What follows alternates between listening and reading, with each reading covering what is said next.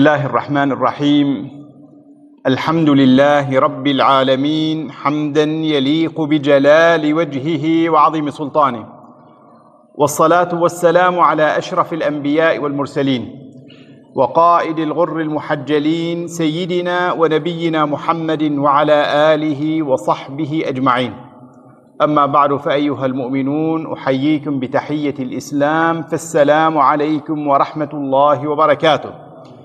أحييكم بتحية الإسلام في هذه الليلة المنيرة، ليلة 18 من شهر رجب المحرم في هذا العام المبارك، ونحن مجتمعون لأجل أن نرفع بيتا من بيوت الله تعالى التي أذن الله تعالى أن ترفع ويذكر فيها اسمه.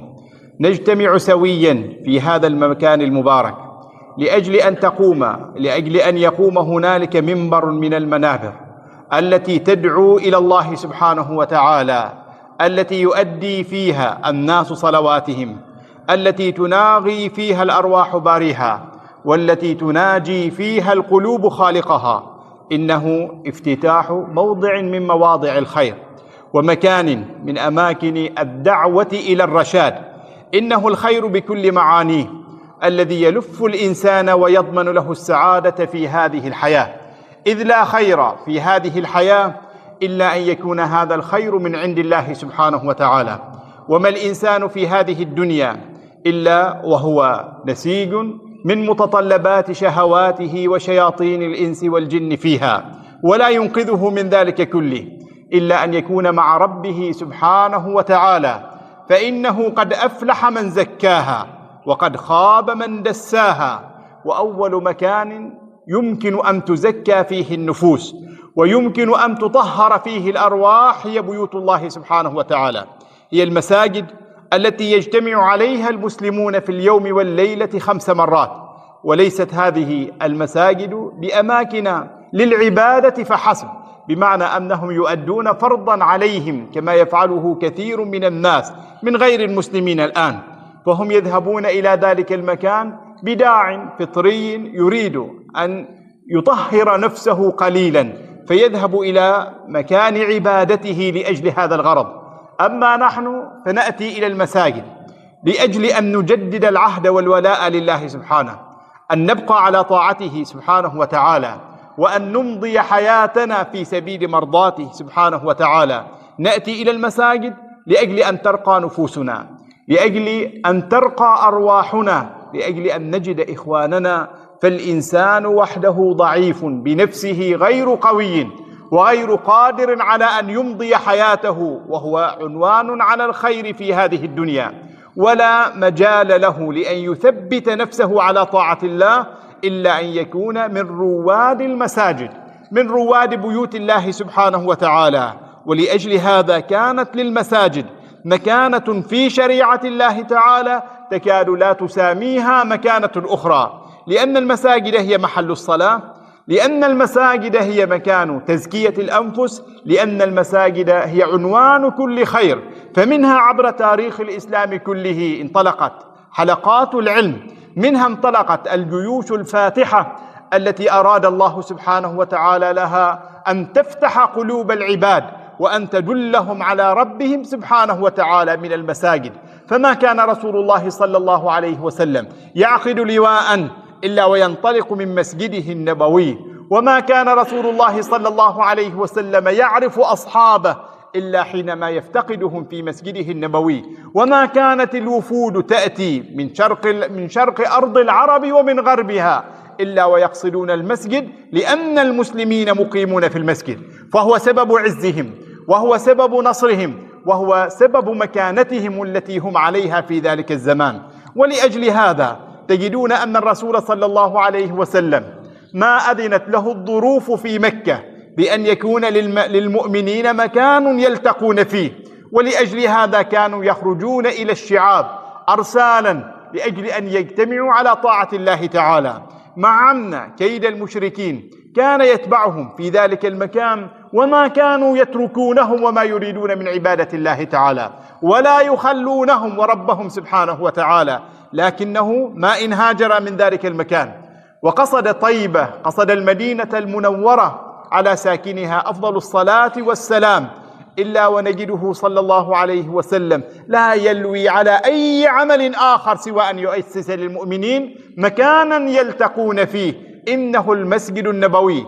قبل ذلك مر بقباء في ديار بني سالم بن عوف كما تعلمون، وما كان له صلى الله عليه وسلم في ذلك المكان إلا أن يؤسس المسجد الذي وصفه الله سبحانه وتعالى في كتابه: لمسجد أسس على التقوى من أول يوم أحق أن تقوم فيه رجال يحبون أن يتطهروا والله يحب المطهرين. هؤلاء هم أهل قباء، أثنى الله تعالى عليهم في ذلك المكان، ورسول الله صلى الله عليه وسلم هو الذي أرشدهم إلى بناء المسجد، وهو الذي أقام فيه وكان معهم صلى الله عليه وسلم، ليبقى ذلك المكان إلى يوم الناس هذا منارة يذكر فيها اسم الله سبحانه وتعالى كثيرا. مضى من هناك صلى الله عليه وسلم، والأمر حينها للمسلمين حينما خرج من كيد المشركين من الأرض التي أوذي فيها المسلمون بإذن الله سبحانه وتعالى، خرج إلى المدينة المنورة،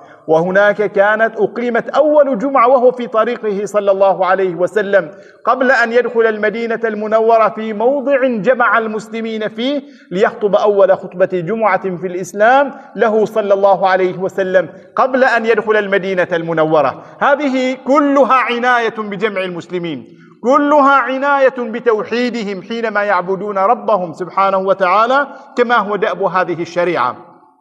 وصل إلى المدينة المنورة، وهذا الوصول إلى المدينة المنورة لا بد له من قاعدة. الأنصار كانوا ينتظرون رسول الله صلى الله عليه وسلم بفارغ الصبر، كانوا يخرجون من بيوتهم في أول النهار ويرجعون في المساء ينتظرونه حينما بلغهم الخبر أن النبي صلى الله عليه وسلم سيقبل عليهم في مدينتهم، أن هذا النور سيحل في ديارهم، كانوا ينتظرونه. فجاء صلى الله عليه وسلم هو والصديق رضي الله تعالى عنه لتطأ قدماه الشريفتان تلك المنطقة المباركة التي بقيت مباركة إلى يوم الناس هذا بمدفنه فيها صلى الله عليه وسلم هو وأجلة صحابته رضي الله تعالى عنهم أجمعين، بقي فيها صلى الله عليه وسلم. ونال أهل المدينة هذا الشرف الأبدي الذي قلدهم الله تعالى إياه، وهو صلى الله عليه وسلم مع كونهم كانوا يستقبلونه وقد اصطفوا وجاء الكبار والصغار السادة وعامة الناس لاستقباله في ذلك الموضع، لكنه لم يلوي على شيء إلا أنه أراد أن يشيد مسجدا، لأن هذا المجتمع لا بد من أن ينشأ من المساجد، لا بد من أن تكون قوته نابعة من قوة المساجد، لا بد من أن يكون النور الذي في قلوب أصحابه نورا يؤخذ من مشكات المساجد. ولأجل هذا ما لوى صلى الله عليه وسلم ولا عقد شيئا سوى أنه أمر الناس بأن يبنوا المسجد. كانوا يقودون ناقته صلى الله عليه وسلم لأجل أن يحل ضيفا عليهم، وهو يقول لهم صلى الله عليه وسلم: دعوها فإنها مأمورة، أي أن اختيار مكان المسجد ووحي من عند الله سبحانه وتعالى، حتى بركت ناقته صلى الله عليه وسلم في موضع المسجد النبوي الذي ترونه أمامكم الآن. وحينها مباشرة دون تأخير أمر صلى الله عليه وسلم ببناء ذلك المسجد الذي استمر 14 يوما، والصحابة رضي الله تعالى عنهم يبنون ذلك المسجد. وأقام حينها صلى الله عليه وسلم في دار أبي أيوب الأنصاري من أخواله، أقام عندهم صلى الله عليه وسلم وهو يشرف على بناء مسجده المبارك الذي سيكون النواة التي تقوم منها بإذن الله تعالى هذه الدوحة الفارعة التي أضلت العالمين أجمعين من مكان مسجده المبارك صلى الله عليه وسلم. حينما كانوا يبنون المسجد ما كان صلى الله عليه وسلم عنهم في معزل، بل إنه كان أول المشاركين في بناء المسجد النبوي، وكان بذلك يضرب القدوة لأصحابه رضي الله تعالى عنهم أن أول ما ينبغي أن يعنى به أي تجمع مسلم في موضع من المواضع هو أن يكون لهم مكان يلتقون فيه لعبادة الله سبحانه وتعالى. وينبغي لمن يخط البلد يقدمن للعباد مسجدا، لأن المسجد هو عنوان الخير في كل مجتمع من المجتمعات، ولأجل هذا شارك فيه بنفسه صلى الله عليه وسلم. فقد ثبتت الأخبار أنه كان يحمل الطوب صلى الله عليه وسلم بنفسه، يحمل الحجارة أيضا مع الصحابة، حتى أنه كان يقول صلى الله عليه وسلم: هذا الحمال لا حمال خيبر، هذا خير وأبر، أي أن هذا الحمال الذي يحمله صلى الله عليه وسلم هو خير وأبر من حمال خيبر. وحمال خيبر كما تعلمون، خيبر منطقة زراعية وفيها الخير وأهلها أهل غنى، فهذا الحمال الذي يحمله، هذا الحمل الذي يحمله من الحجارة هذا أبر ربنا وأطهر، كما يقول صلى الله عليه وسلم، أي أنه هو الخير، هو الفضل، لأنه شارك في بناء المسجد. مشاركته صلى الله عليه وسلم وهو حينها سيد المدينة وقائدها وحاكمها هي التي حملت الصحابة رضي الله تعالى عنهم على المبادرة إلى هذا العمل، وعلى أن لا يتركوا المسجد وبنيانه لعامة الناس، بل الكل مخاطبون لأن يشاركوا في بناء هذا المسجد. كما قال الإمام علي كرم الله وجهه بعدما رأى النبي صلى الله عليه وسلم وهو يحمل الحجارة بنفسه لبناء المسجد: لئن قعدنا والنبي يعمل لهذا منا العمل المضلل، أي أن هذا الأمر نحن نقعد ورسول الله صلى الله عليه وسلم يعمل، رسول الله صلى الله عليه وسلم يبني المسجد ونحن نقعد، فكان ذلك كله سببا لأن يتجمع المسلمون وأن يبذلوا ما يستطيعون لتشييد المسجد النبوي، حتى كان بفضل الله تعالى وتيسيره وكانوا ينشدون هنالك ورسول الله صلى الله عليه وسلم معهم بأن يغفر الله تعالى للمهاجرين والأنصار، وكانوا أيضا ينشدون ما يأتي من الأعمال حاضا لهم لأجل أن يضيفوا عملا إلى عملهم ذلك. لا يستوي من يعمر المساجد يدأب فيها قائما وقاعدا ومن يرى عن التراب حائدا. فكانت هذه الأشعار وهذه الكلمات الطيبة هي التي تلهب شعورهم وترسخ مكانة هذا البناء في قلوبهم، حتى يكون لهذا البناء مكانته العظيمة، وحتى يكون له الفضل في أن يرجع إليه المسلمون من بعد ذلك، وأن تصلنا دعوة الإسلام من النور الذي كان ينبثق من هذا المسجد المبارك الذي عليه نبينا صلى الله عليه وسلم وأصحابه. إذن كلهم هنا كانوا يعملون، وكلهم كانوا يساهمون بيد خير في سبيل إنجاح هذا المشروع، لأن إنجاحه إنجاح للمجتمع بأسره. ورأى صلى الله عليه وسلم رجلا من بني حنيفة رآه يرى الطوب، وقد كان يعلم حينها أن الذي تولى عمل الطوب والطين في ذلك الموضع لم يكن يتقنه، فما أعجبه ذلك الوضع، ورسول الله صلى الله عليه وسلم يراه، فقال للصحابة رضوان الله تعالى عليهم بعد أن راه يتقن وراه يعمل، قال لهم: دعوا اليمامي والطين فإنه أضبطكم له. وفي ذلك بيان أن كل عمل يوكل إلى أصحابه، إلى الذين يأتون فيه بأفضل نتيجة يمكن أن ترجع على الناس بالخير، كما قال صلى الله عليه وسلم في حق اليمامي. وعمار بن ياسر رضي الله تعالى عنه وأرضاه كان الناس معه يحملون حجرا حجرا، وكان عمار بن ياسر رضي الله تعالى عنه يحمل حجرين حجرين، فقال له رسول الله صلى الله عليه وسلم: ما بالك يا عمار يحمل الناس حجرا حجرا وأنت تحمل حجرين حجرين؟ فقال له عمار رضي الله تعالى عنه: أبتغي بذلك الأجر يا رسول الله، أبتغي بذلك الأجر يا رسول الله. فليس الإنسان الذي يريد أن يؤجر عند الله تعالى ويرى مثل مشاريع الخير هذه ليس هو ذاك الذي يفعل ما يفعل الناس لأجل أن الناس يفعلون، وإنما أبتغي الأجر يا رسول الله. فقال صلى الله عليه وسلم: للناس أجر ولابن سمية أجران. للناس أجر لأنهم عملوا حجرا واحدا، ولعمار رضي الله تعالى عنه أجران لأن عمار بن ياسر كان يفعل ضعف ما يفعله الآخرون، وهذا مقتضى الأجر في هذه الحياة. فليس يستوي من كان يعمل في حياته لله تعالى يدئبها يتقرب إلى ربه سبحانه، ليس يستوي هذا مع الخامل العاجز الذي لا يفعل شيئا في سبيل الخير. لذلك الناس يتفاضلون في حياتهم بسبب هذا.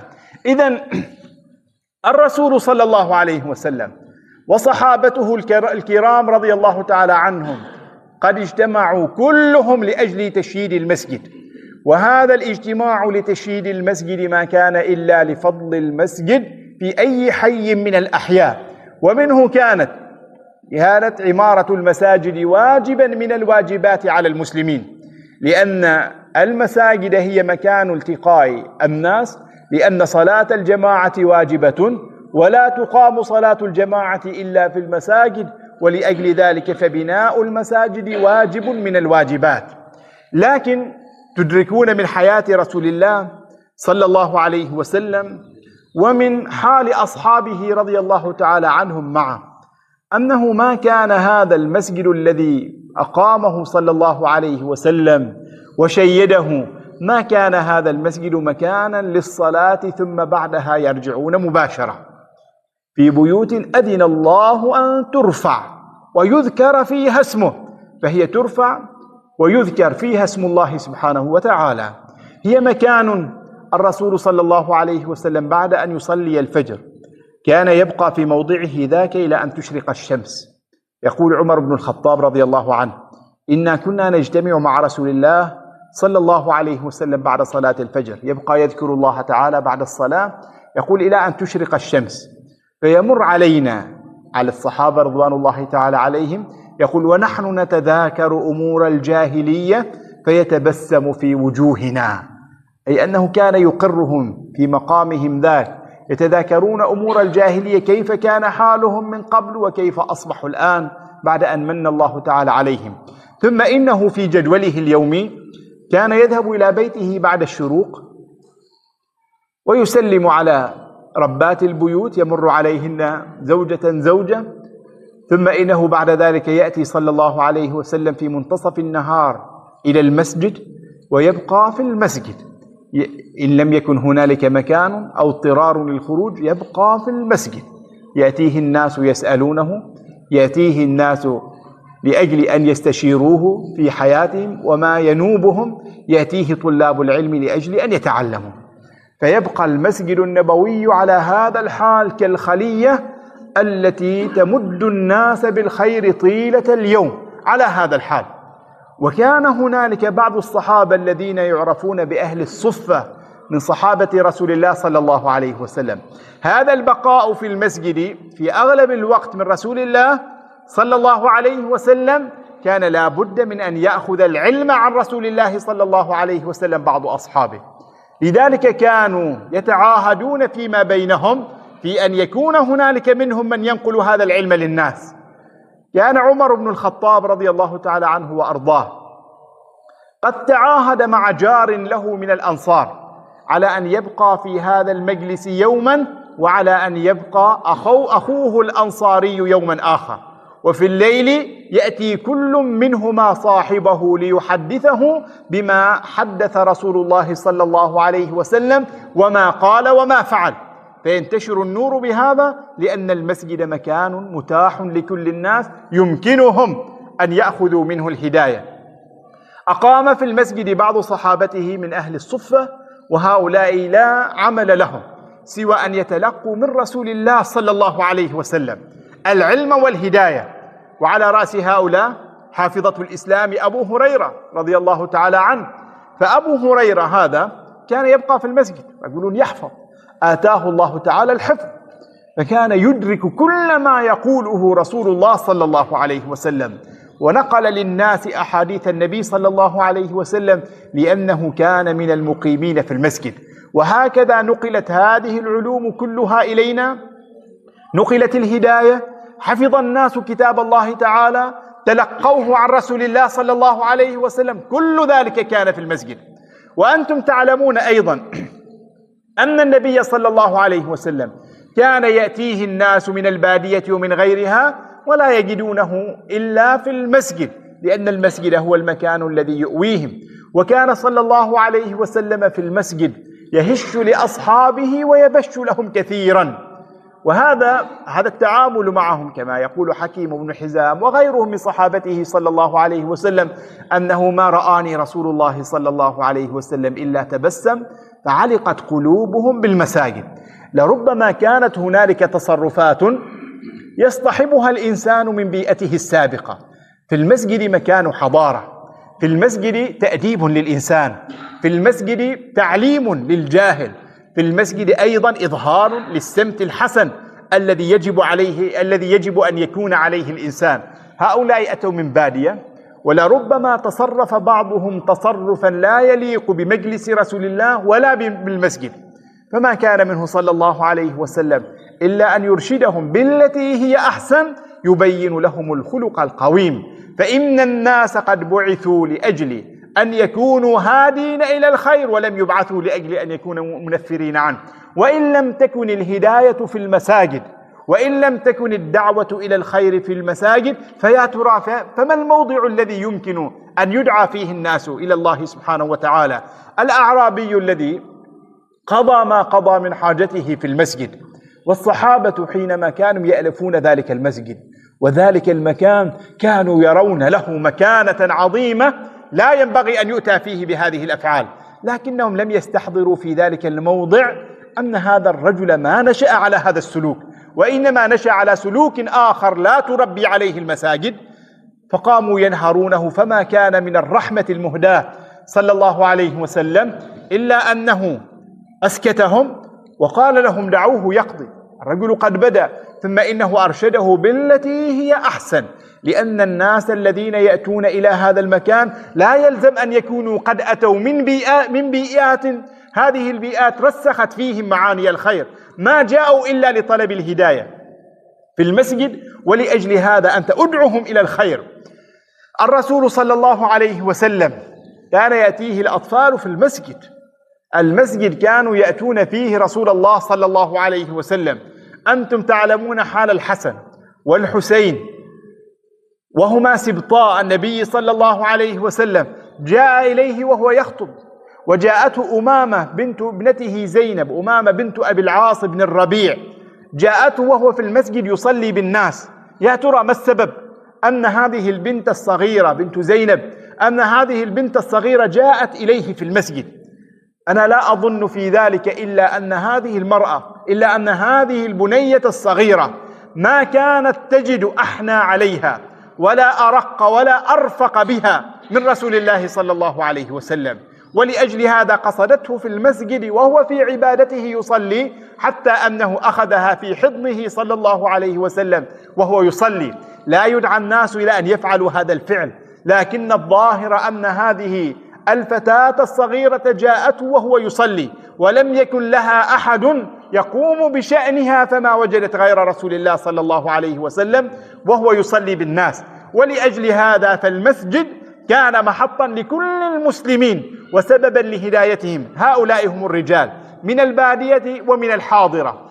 النساء أيضا تقول إحدى النساء إنها ما حفظت سورة قاف إلا من في رسول الله صلى الله عليه وسلم يتلوها وهو يخطب الجمعة. وكثير من النساء على هذا الحال كن يواظبن على الصلاة في المسجد، وجاء في الحديث بيان ذلك في صلاة العيد أنهن كن يشهدن دعوة المسلمين. فالهداية نعم قد تجدها المرأة في بيتها، لكن يقام في بيت الله تعالى من الذكر والعلم ما لا تجده المرأة في بيتها، ولأجل هذا أذن لهن صلى الله عليه وسلم. ولئن كانت هنالك بعض طبائع الصحابة والناس في زمنه صلى الله عليه وسلم ممن لا يألفون هذا الأمر، فأرادوا أن يمنعوا نساءهم من أن يدخلن المساجد ومن أن يشهدن صلاة الجماعة، فنهاهم صلى الله عليه وسلم عن هذا وقال لهم لا تمنعوا إماء الله بيوت الله. وجاء رجل من بعد رسول الله صلى الله عليه وسلم بزمن وكانت تسيطر عليه مثل هذا الشعور الجاهلي، بعد أن سمع رسول الله صلى الله عليه وسلم يقول لا تمنعوا إماء الله بيوت الله، فقال والله لنمنعهن أي أنه يقسم أنه سيمنع النساء. وكان بقربه عبد الله ابن عمر بن الخطاب رضي الله تعالى عنه، فصرح بلعنه في ذلك الموضع وقال له: لعنك الله، تسمع رسول الله صلى الله عليه وسلم يقول: لا تمنعوا إماء الله بيوت الله، وأنت تقول لنمنعهن بيوت الله تعالى. هذا كله لأجل أن هذا المكان المبارك يجب أن تكون الرسالة تصل إلى الناس من هذا المكان المبارك. نعم، لا بد من عمارته الحسية، ويؤجر كل من أسهم بيد خير في عمارته الحسية. فقد ثبت في الحديث عن رسول الله صلى الله عليه وسلم: من بنى لله مسجدا بنى الله له بيتا في الجنة. وهذا البناء في الجنة سببه أن هذا الذي يبني المسجد هو الذي سيكون سببا في هداية فئام وأعداد وجماعات من الناس إلى الله سبحانه وتعالى. ولأجل هذا فهذا هو أجره. لكن المساجد لا يتوقف دورها عند بنائها فحسب، بل رسالتها تبدأ من بعد البناء. الناس يريدون أن يروا في أنفسهم، أن يروا أمامهم التشييد، وهذا باب خير لا شك فيه. لكنه مع ذلك حتى تتواصل الرسالة، رسالة الشخص الذي بنى المسجد والمجتمع الذي شيده، لا بد من أن تعمر المساجد بذكر الله سبحانه وتعالى، لا بد من أن تعمر قلوب العباد بذكر الله تعالى في هذه المساجد. الصلاة لا بد منها، لكن في هذه الشريعة فقه، في هذه الشريعة حفظ لكتاب الله تعالى، في هذه الشريعة تدارس لسيرة النبي محمد صلى الله عليه وسلم، في هذه الشريعة أيضا تزكية للنفوس وانطلاق وانبعاث نحو الخير من المساجد. الناس يخرجون إلى كل مشاريع الخير من المساجد، فمنها الانطلاق ومنها الخير بإذن الله سبحانه وتعالى. وهذا الأمر لا يتحقق بمجرد أن نجعل هذه الواجبات من نصيب فئة من الناس فحسب، بل لا بد من أن تتكاتف الجهود كلها في سبيل إنجاح مثل هذه المشاريع، وأن تكون هذه المشاريع دائمة تستولي على لب أطفالنا وأبنائنا.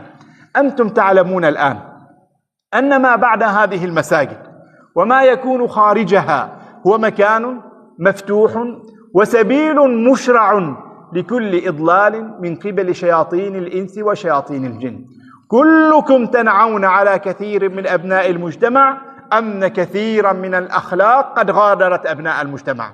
كثير منا ينعون أن كثيرا من المعاصي والسلوكيات الشانئة والشائنة أيضا أن هذه قد انتشرت في كثير من أطفالنا، أن هناك أفكارا سيئة لا نرتضيها، هي تخالف معتقداتنا، تخالف ديننا، تخالف عاداتنا أيضا، لكنها منتشرة، لا سبيل لكم إلى إلغائها، ولن تستطيعوا صدها إلا أن تبنوا قلوب الأولاد وأفراد المجتمع في هذه المساجد بيوت الله سبحانه وتعالى.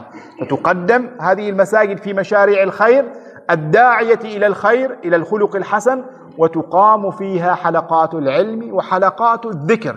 والمساجد الحية هي المساجد التي تقام فيها حلقات الذكر والتي يصطف فيها المسلمون لذكر الله تعالى. هذه هي المساجد الحية، هذه هي المساجد المؤثرة، هذه هي المساجد التي يرجى لأهلها أن ينيلهم الله تعالى الهداية في هذه الحياة. والمساجد بهذا الحال، ولأجل تحقيق هذه الهداية وإيصال هذه الرسالة، لا يمكن أن تتفق مع النزاعات والخلافات.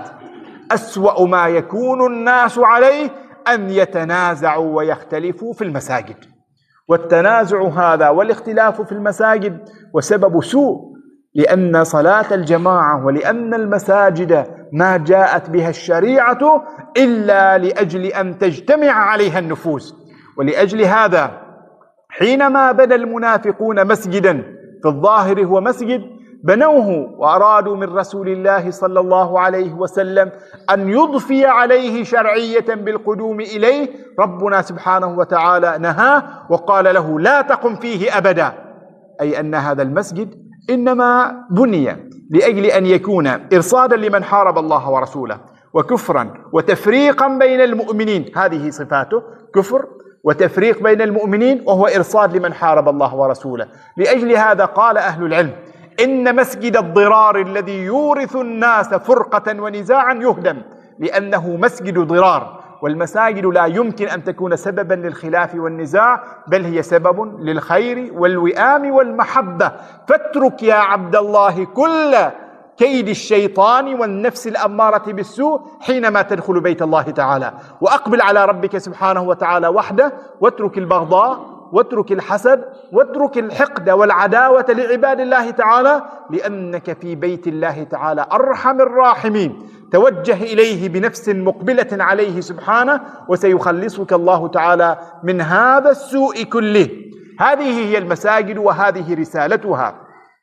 ونحن نجد رسول الله صلى الله عليه وسلم في مسجده النبوي حينما أسسه على الخير، نجد عمارة هذا المسجد على كتاب الله سبحانه وتعالى، فهو العنوان الأول لهداية الناس.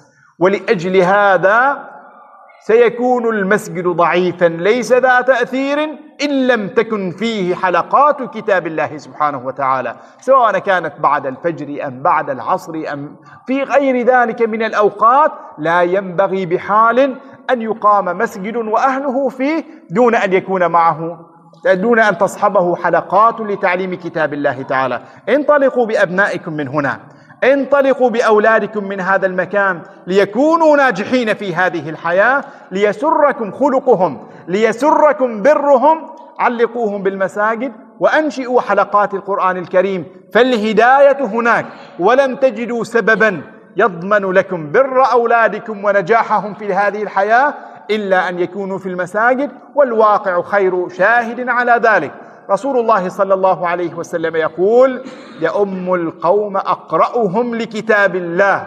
هذا هو الذي يؤم القوم، هو الأقرأ، والأقرأ هو الأكثر حفظا وإتقانا لكتاب الله تعالى. ولأجل هذا هو الذي يؤم الناس، لأنه سيقرأ آيات الكتاب العزيز عليهم، وسيتواصل عليه الخير بإذن الله تعالى. وهذا الأمر يستدعي منا شيئا آخر، هو أن نعنى بإيجاد الذين يصلون بالناس الصلاة الراتبة، هم من بني المسجد نفسه، هم من أبنائه، هم من القائمين عليه، ولو أن يكون هنالك جدول يتناوبون عليه. فهذا هو الخير وهذا هو المعروف، لا أن يبقى الإنسان يسعى إلى أن يتنصل من كل مسؤولية. هنالك قلنا إن عمار بن ياسر رضي الله تعالى عنه كان يحمل لبنتين حينما كان الناس يحملون لبنة، لأنه ما أراد أن ينقص هذا الدين وهو حي، كما يقول أبو بكر الصديق رضي الله تعالى عنه: أينقص هذا الدين وأنا حي؟ بمعنى أنه يتولى المسؤولية، أنه لا يتنصل منها، أنه لا يتركها لسواه، بل الإنسان يسعى إلى أن تؤدى مثل هذه الواجبات، وأن يكون هو الأول في تأدية مثل هذه الواجبات. إذن علينا أن نتعاون. نعم، ربما يكون الحمل ثقيلا حينما يترك على واحد منا فحسب، لكن علينا أن نتعاون، وبذلك بإذن الله تعالى ستصل هذه الرسالة إلى قلوب أصحابها، سيشع النور بإذن الله تعالى على جنبات المسجد وعلى الحي كله، فالمسجد هو نور كل حي من الأحياء. أسأل الله سبحانه وتعالى أن يجزي خيرا كل من أسهم بيد خير في تشييد هذا المسجد المبارك، وأن يجعله في موازين الحسنات، وأن يرزقهم الله سبحانه وتعالى برا في أولادهم، وبركة في أموالهم، وسمعة خير في ذكرهم من بعد. أسأله سبحانه وتعالى أن يأجر كل من يسهم في عمارة هذا المسجد بعد عمارته الحسية، كل من يسهم في عمارة هذا المسجد عمارة معنوية ويقوم بشأنه، وأن يأجرهم وأن يقر أعينهم بصلاح أولادهم وذراريهم، إنه ولي ذلك والقادر عليه. وصلى الله على سيدنا محمد وعلى آله